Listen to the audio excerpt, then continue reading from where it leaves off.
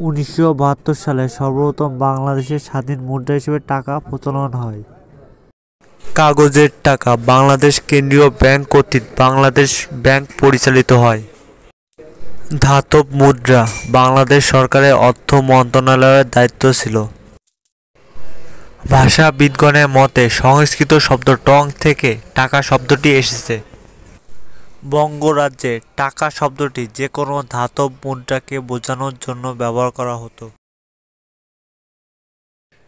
Ibn Battuta লক্ষ্য করলেন যে বাংলা সালতানাতের লোকজন সোনা বা রূপার মুদ্রাকে দিনার না বলে তারা টাকা বলে সম্বোধন করে।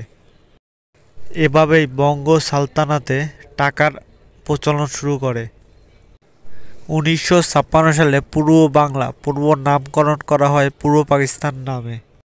স্বাধীনতার পরে 1972 সালের 4 মার্চ সরকারি মুদ্রা হিসেবে টাকাকে ঘোষণা করা হয়, যেখানে পাকিস্তান রুপিতেও টাকা শব্দটি ব্যবহার করা হতো।